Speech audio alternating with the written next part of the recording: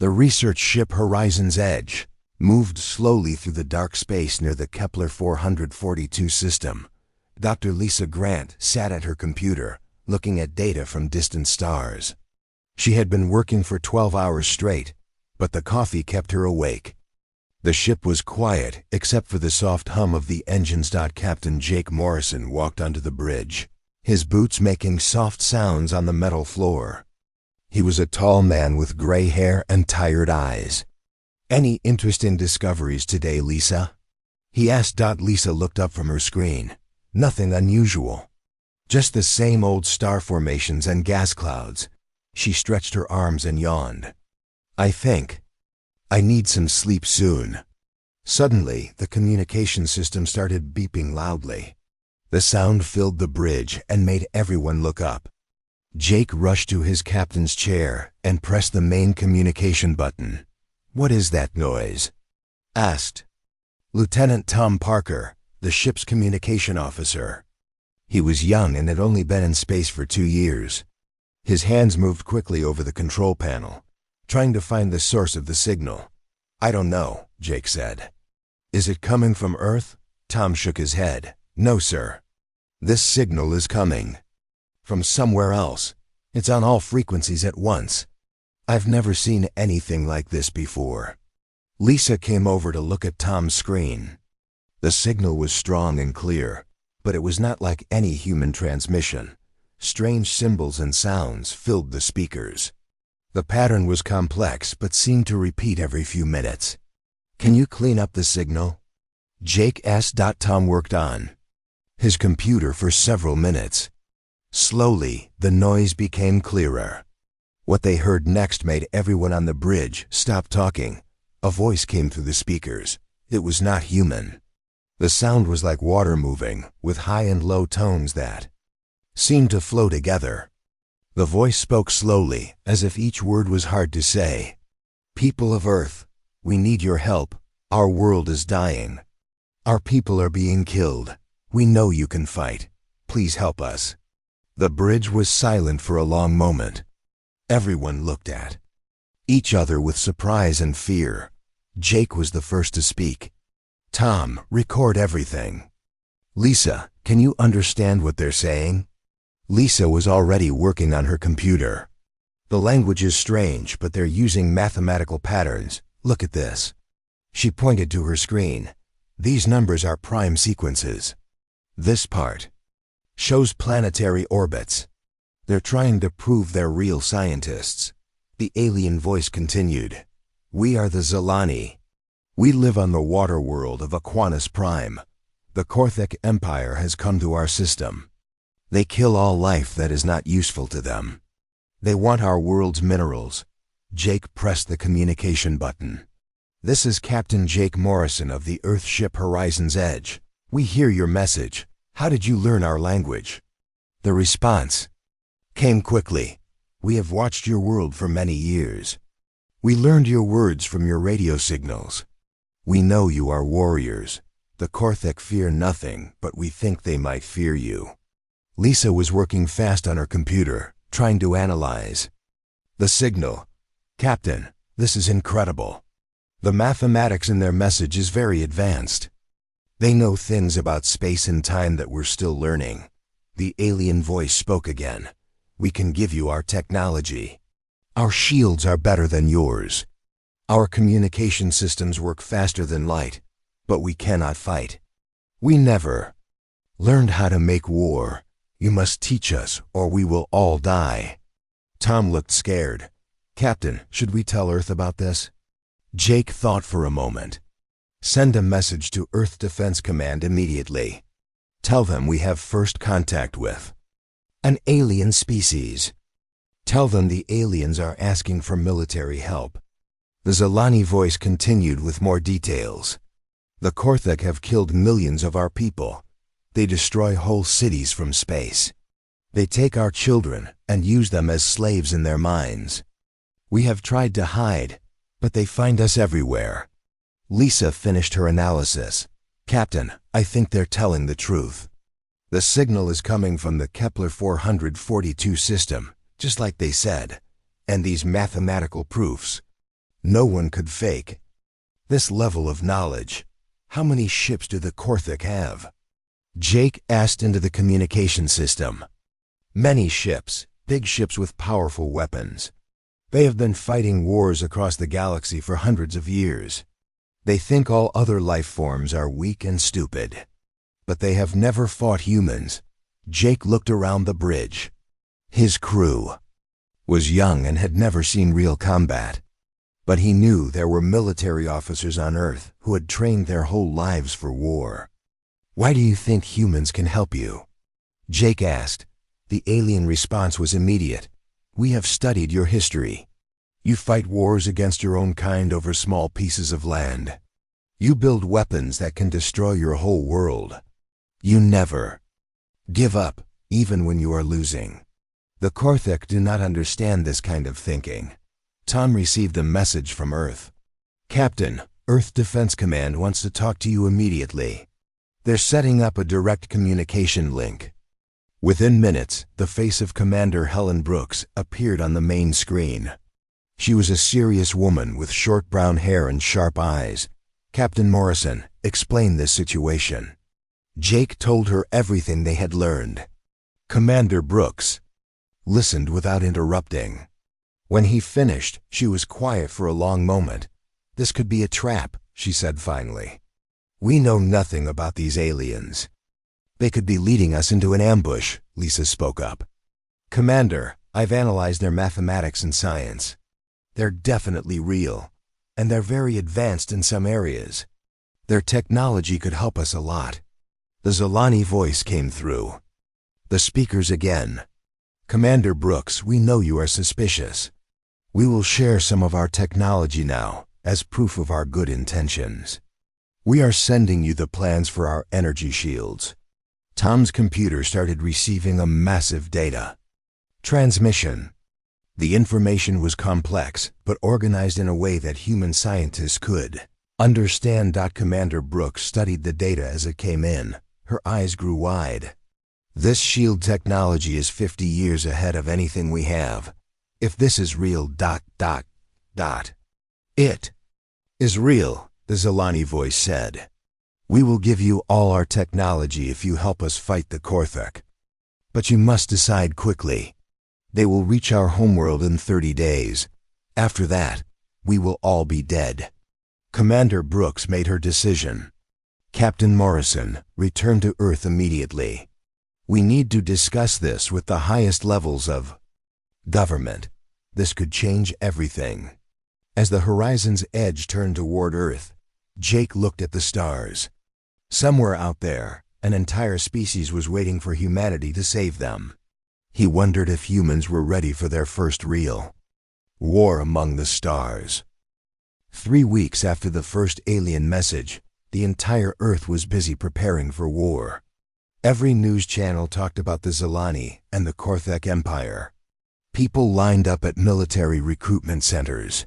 Factories that once made cars now built weapons and spaceships. President Kate Williams stood in the White House war room, looking at a huge map of the galaxy. Red dots showed Korthik territory. Blue dots showed Earth's allies. There were not many blue dots. We're really going to do this, she said to General Amy Foster, who stood beside her. We're going to fight a war against aliens we've never seen. General Foster was a tough woman with 20 years of combat experience. Madam President, we don't have a choice. If we don't stop them now, they'll come for us next. Better to fight them far from Earth. Admiral Roy Parker entered the room carrying a stack of reports. The shipyards are working day and night. We'll have 50 new warships ready in 2 weeks. The crews are training hard, but they've never fought in space before. The president nodded. What about the alien technology? Can we use it? Dr. Steve Clark's team is working on that now, Admiral Parker said.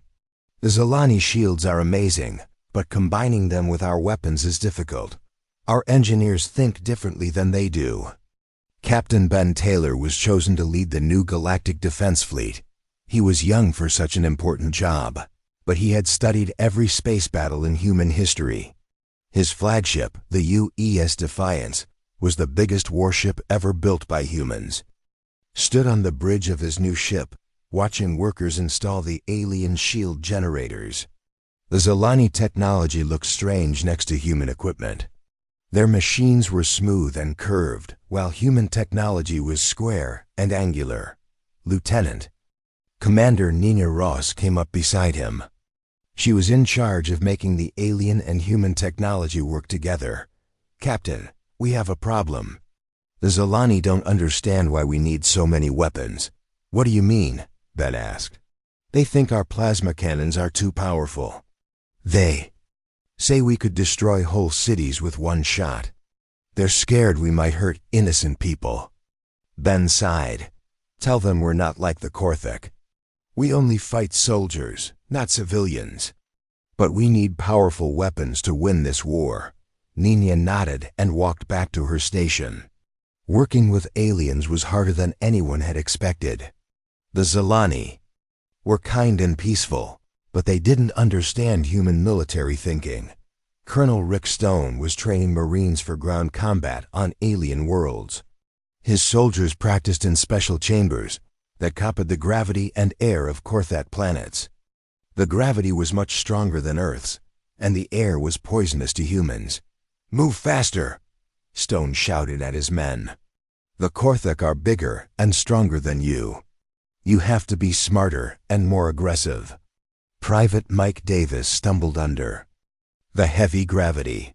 His special suit was designed to help him breathe, but it was hot and uncomfortable. Sir, how do we know what the Korthik look like? The Zilani sent us pictures, Stone said. They're like giant insects with 4 arms and thick shell skin. They're tough, but they're not used to fighting humans. We fight dirty when we have to. The training was hard, but the Marines were getting better every day. They learned to use the heavy gravity to their advantage, jumping higher and hitting harder than they could on Earth. Dr.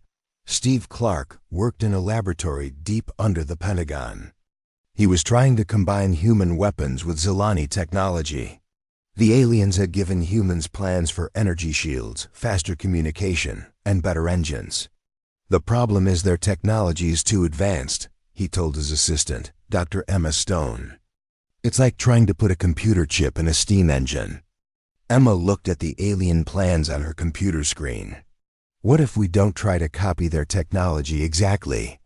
What if we just take the basic ideas and make them work with our equipment? Steve thought about this. That might work. We don't need perfect alien technology. We just need something better than what we have now. They worked for days, changing the alien plans to work with human science. Slowly, they began to make progress. The new shields were not as good as the Zilani ones, but they were much better than anything humans had before. Meanwhile, intelligence reports about the Korthak Empire were frightening. The aliens controlled 12 star systems and had millions of soldiers. They had been fighting wars for centuries and had never lost a major battle. But the reports also showed something interesting. The Korthak always fought the same way. They flew their ships in straight lines and attacked from the front. They had never faced an enemy that used tricks or surprise attacks. General Foster studied the reports in her office. They're strong, but they're predictable. We can use that against them.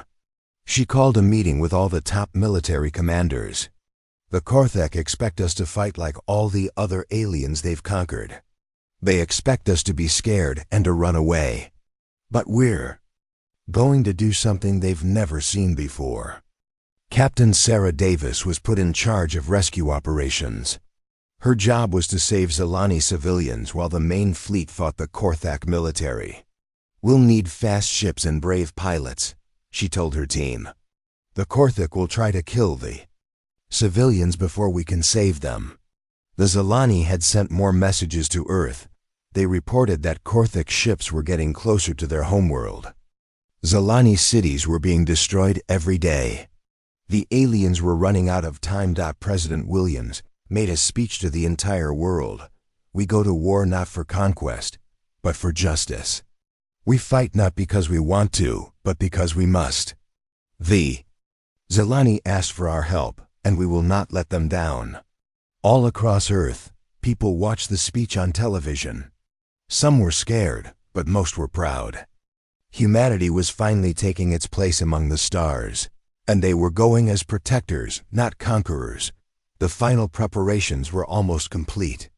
In 1 week, the human fleet would leave for Zelani space. Captain Taylor looked at his ships and his crew. They were ready to fight the first interstellar war in human history. Are we really going to win this? Lieutenant Commander Ross asked him. Captain Taylor smiled. The Korthik have never fought humans before. They don't know what we're capable of. That's going to be their biggest mistake. The human fleet dropped out of faster-than-light travel at the edge of the Aquana system. Captain Ben Taylor stood on the bridge of the UE's Defiance, looking at the main screen. What he saw made his heart sink. Huge alien ships moved around the beautiful blue water world of Aquana's Prime. The Korthak dreadnoughts were twice the size of human battleships. Their dark metal hulls had spikes and sharp edges that made them look like giant weapons floating in space. "Count the enemy ships," Taylor ordered. Lieutenant Tom Parker worked at his station. 37 large ships, sir. Plus maybe 100 smaller ones. They're bombing the planet's surface. Taylor watched explosions light up the planet below. Each flash meant Zelani cities were being destroyed. Innocent people were dying while he watched. "Send a message to all ships," Taylor said. "We attack now, no waiting." The human fleet moved forward. Earth's ships were smaller than the Korthak vessels, but they were faster. The alien shields that Dr. Clark's team had installed were working perfectly. Commander Lisa Harper led the destroyer squadron. Her ship, the Lightning, was the fastest in the fleet. "All ships follow my lead. We hit them fast and hard, then run away before they can fight back." The Lightning and 5 other destroyers rushed toward the Korthak ships. The aliens were surprised. They had never seen ships move so quickly or attack so suddenly. The human plasma cannons fired bright beams of energy. The Korthak shields flashed and sparked, but they held. However, the surprise attack confused the alien formation. "They're not used to this kind of fighting," Harper said to her crew. "Keep moving. Don't let them hit us." The Korthak ships turned slowly to face the human attack. Their weapons were powerful, but they took time to aim. The human ships danced around them like small fighters. Attacking giants. Captain Taylor watched the battle from his command ship. Second wave attacked their left flank. Third wave hit them from above. The human fleet broke into small groups. Each group attacked from a different direction. The Korthak commanders had never faced this kind of tactics before. They were used to big battles where fleets flew straight at each other. Major Tom Wright was on the boarding ship Spearhead. His job was to capture a Korthak vessel so humans could study their technology. "Get ready, Marines. We're going in." The Spearhead flew close to a damaged Korthak cruiser. The alien ship's shields were down, and several holes showed in its hull. Wright's Marines put on their battlesuits and checked their weapons. "Remember what Colonel Stone taught you," Wright told his men.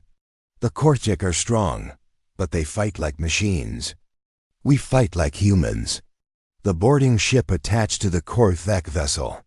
Wright's Marines cut through the alien hull with plasma torches. Hot metal sparked and flew as they made a hole big enough to enter. The inside of the Korthak ship was dark and hot. Strange smells filled the air. The walls were covered with a material that looked like insect shells. Everything was built for creatures much larger than humans.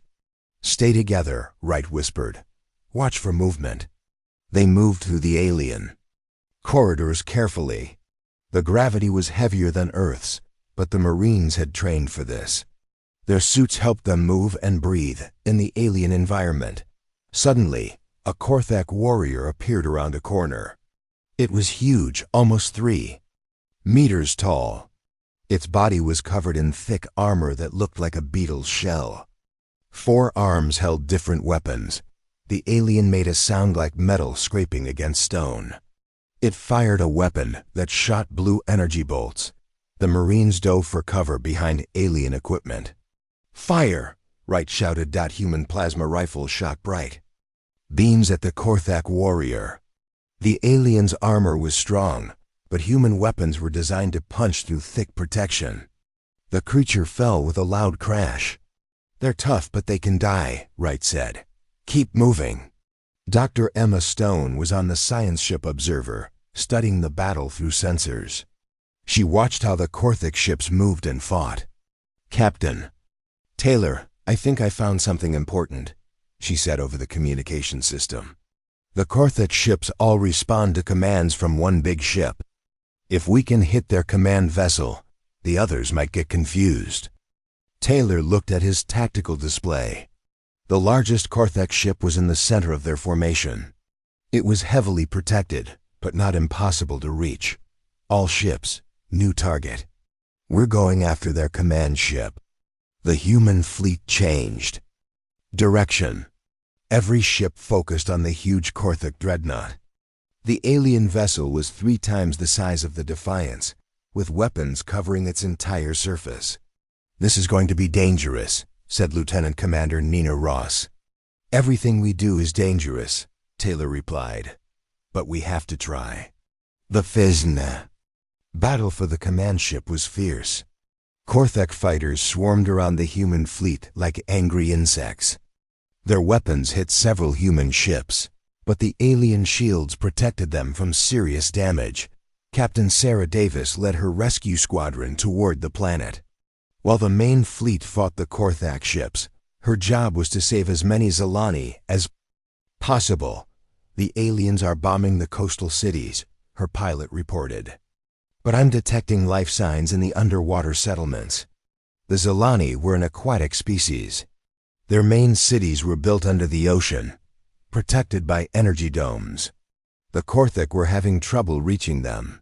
"Get us down there," Davis ordered. "We need to evacuate the civilians." Back in space, the battle was reaching its peak. The human fleet had surrounded the Korthak command ship, but the alien weapons were taking their toll. 2 human destroyers were badly damaged and retreating. Wright and his Marines had captured the Korthak engineering section. The alien technology was strange but advanced. Wright found something that looked like a computer and called Dr. Stone. "Doc, can you hack into their systems from here?" "I'm trying," Stone replied. "Their computer language is completely different from ours, but I think I can figure out some basic commands." While Stone worked on the alien computer, Wright's Marines held off Korthak soldiers trying to retake the engineering room. The fighting was close and brutal. Human weapons were better, but the aliens were bigger and stronger. Finally, Stone broke through the alien computer defenses. "I'm in. I can see their communication network." She sent a virus into the Korthak command system. It was based on human computer code, something the aliens had never seen before. Their computers began shutting down one by one. The effect was immediate. Korthak ships stopped coordinating their attacks. Some ships fired on their own allies by mistake. The strict alien military discipline began to break down. "Now we have them," Taylor said. "All ships, final attack. Hit them with everything we have." The human fleet launched every weapon they had. Plasma cannons, quantum torpedoes, and experimental energy weapons all fired at once. The Korthak command ship shields collapsed under the massive assault. Great alien dreadnought exploded in a flash of light that could be seen from the planet's surface. The remaining Korthak ships began to retreat, their formation broken and their leaders dead. Captain Taylor watched the alien fleet run away. "This is just the beginning," he said. "Now they know humans can fight." News of humanity's victory at Aquinas Prime spread across the galaxy faster than anyone expected. Alien species that had been hiding from the Korthak Empire for years suddenly found hope. Secret messages began arriving at human bases from dozens. Of different worlds, General Amy Foster stood in the command center of the new forward base on Zelani Prime. The base was built quickly using both human and alien technology. Ships came and went every hour, bringing supplies and new volunteers. "Ma'am, we have another message from the Tarkish people," said Lieutenant Kelly Brown, the communications officer. "They want to join our alliance. That makes 15 species." In the past week, Foster looked at the galaxy map on the main screen. Green dots now marked friendly worlds scattered across 3 star systems. But the red dots showing Korthak territory still covered much more space. "What about weapons and ships?" Foster asked. "The Tarkish have good mining equipment, but no warships," Brown replied. "Same story with most of the others. The Korthak never let anyone keep military technology." Captain Joe Miller walked into the command center. His engineering teams had been working non-stop to help alien volunteers. "General, we have a problem. These new allies want to fight, but they don't know how. Some of them have never even seen a weapon before." Foster nodded. "We'll teach them. Set up training camps on 3 different worlds. Basic weapons, basic tactics, nothing fancy." Meanwhile, the Korthak Empire was preparing its response. Intelligence reports showed massive ship movements in their core systems. They were bringing their best forces to deal with the human threat. Captain Ben Taylor received a priority message while his fleet was resupplying at the Zelani orbital station. Admiral Roy Parker's face appeared on the main screen, looking worried. "Captain, we have bad news. The Korthak are sending their Crimson Guard against us. These are their elite soldiers, genetically modified for combat. They've never been defeated." Taylor had read about the Crimson Guard in captured Korthak files. They were bigger and stronger than normal Korthak warriors, with enhanced armor and advanced weapons. Each one was worth 10 regular soldiers. "How many are coming?" Taylor asked. "At least 5,000, plus support ships. They're heading for the Moran system, where Captain Davis is setting up our second base." Taylor looked at his tactical officer. "How long until we can reach Moran?" 3 days at maximum speed, sir. Then we leave in 1 hour. Send messages to all ships." On the planet Moran, Captain Sarah Davis was working with the local Morani people to build defensive positions. The Morani looked like tall, thin humans with blue skin and 4 fingers on each hand.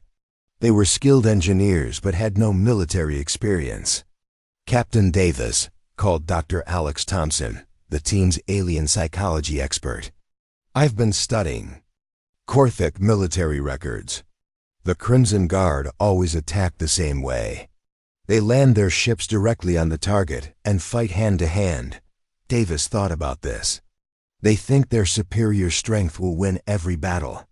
But we're not like the other species they've fought." She called Sergeant Kelly Brown, who was training Morani volunteers. "Sergeant, forget the standard defensive tactics. We're going to let them land, then surround them." Brown looked confused.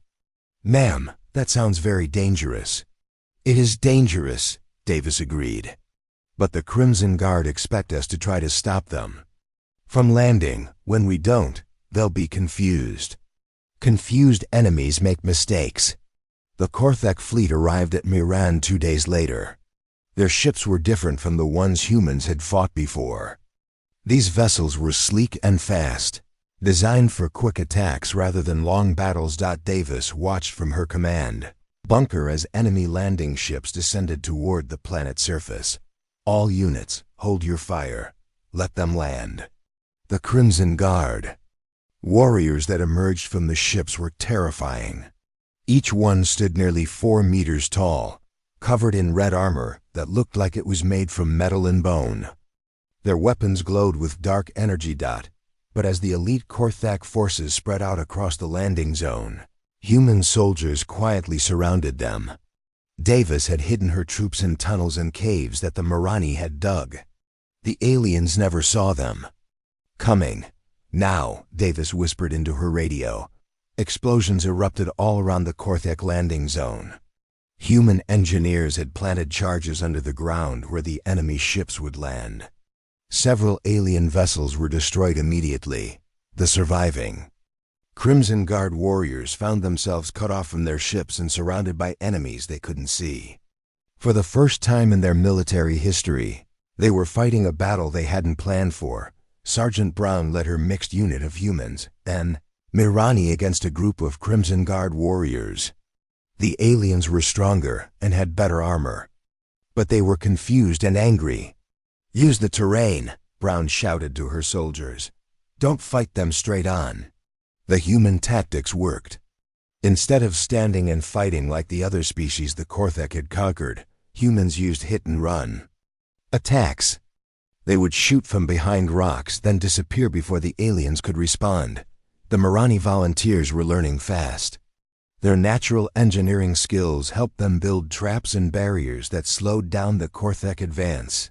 They might not be warriors, but they were clever. Dr. Thompson was studying the battle from a safe distance. He noticed something interesting about how the Crimson Guard fought. "Captain Davis, they're not adapting to our tactics. They keep using the same strategies, even though they're not working." Davis realized what this meant. They're too specialized. They've been bred to fight one way, and they can't change. She ordered her troops to increase the pressure. Human soldiers appeared from every direction, forcing the Korthek warriors to split their attention. The aliens were still dangerous, but they were no longer in control of the battle. Captain Taylor's fleet arrived just as the ground battle was reaching its peak. He could see explosions and weapon fire covering half the planet's surface. "All ships, target the Korthek fleet in orbit," Taylor ordered. "Don't let them send reinforcements to the surface." The space battle was different from the one at Aquinas Prime. The Korthek ships were faster and more maneuverable, but there were fewer of them. Taylor's commanders had learned from their first battle and adapted their tactics. Commander Lisa Harper led her destroyers in a series of coordinated attacks that broke up the Korthak formation. "They're good," she told her crew, "but they're still predictable." On the ground, the Crimson Guard was losing for the first time in their existence. Their elite warriors were being defeated by humans and aliens working together. The psychological impact was enormous. One group of Crimson Guard warriors actually surrendered, something that had never happened before in Korthak military history.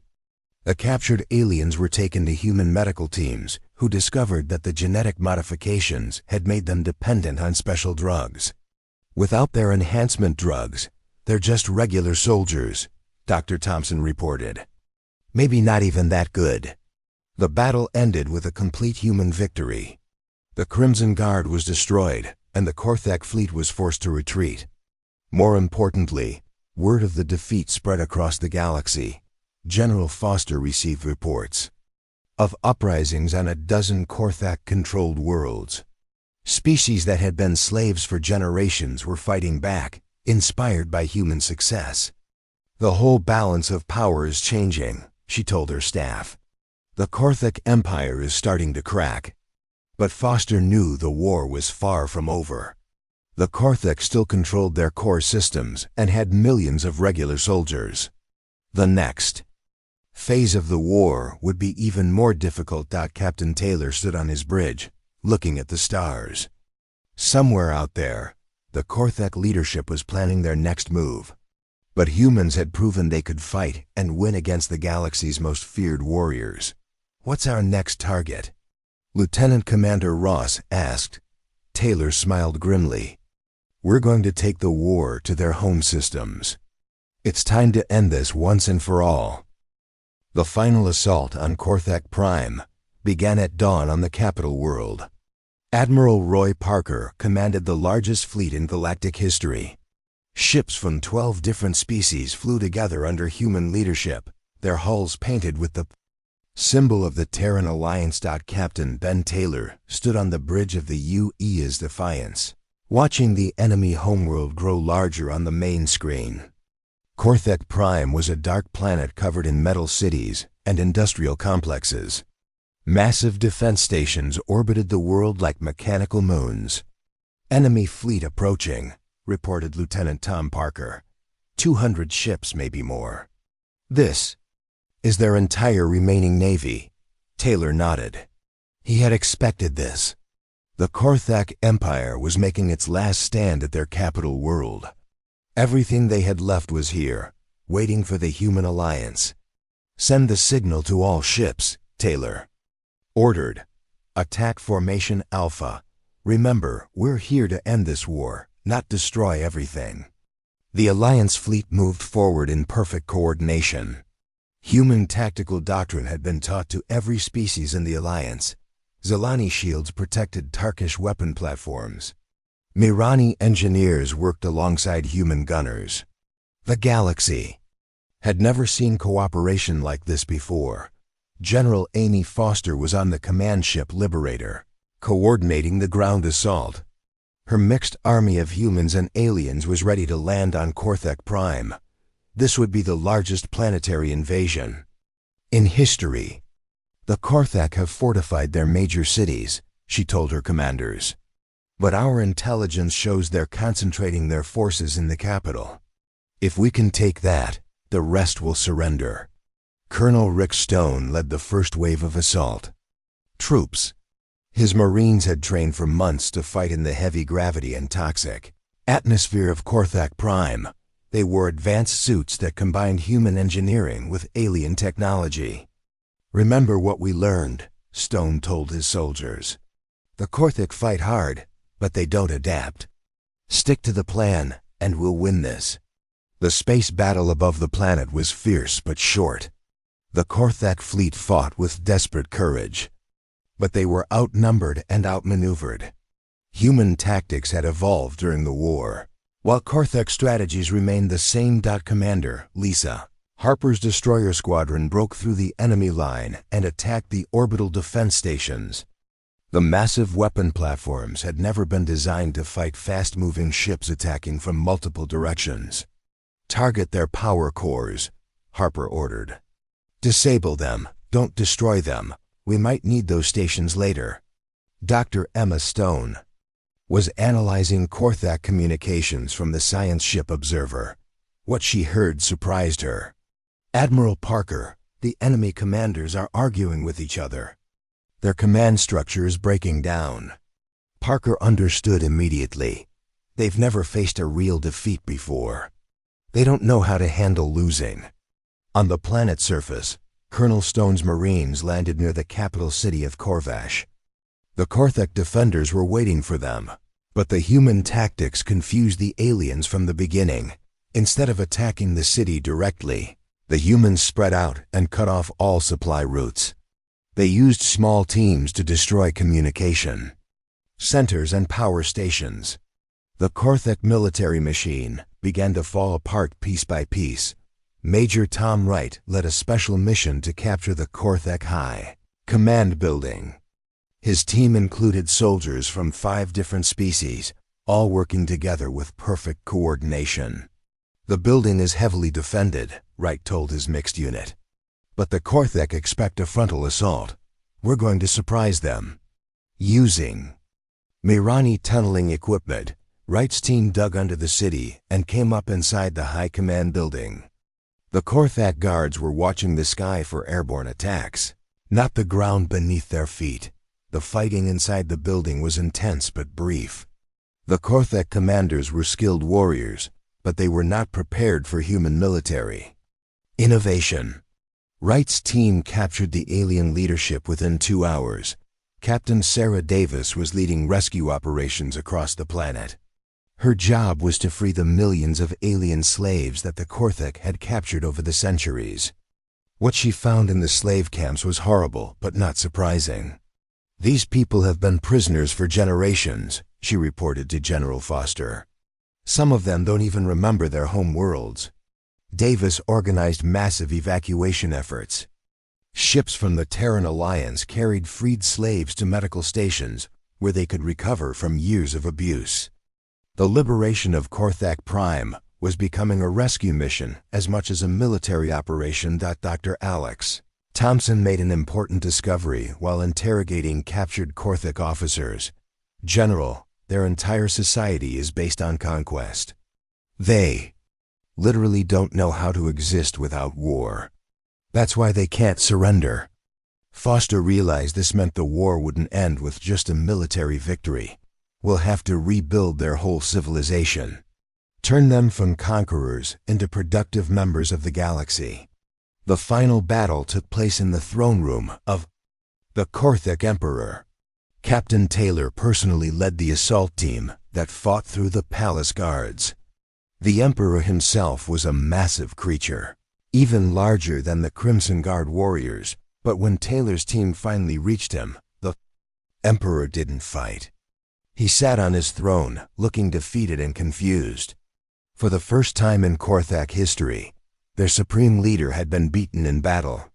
"You have destroyed our empire," the Emperor said in broken human language. "What do you want from us?" Taylor removed his helmet and looked at the alien ruler. "We want peace, no more conquest, no more slavery. Your people can join the galactic community, but only as equals, not masters." The Emperor's surrender was broadcast across the galaxy. On 1,000 worlds, the news brought celebration and relief. The Korthak Empire was finished. President Kate Williams made a historic speech from Earth, addressing not just humanity, but the entire galaxy. Today marks the beginning of a new age. An age where no species will dominate others through force. An age where cooperation replaces conquest. The Terran Protectorate was established with representatives from every free species in the galaxy.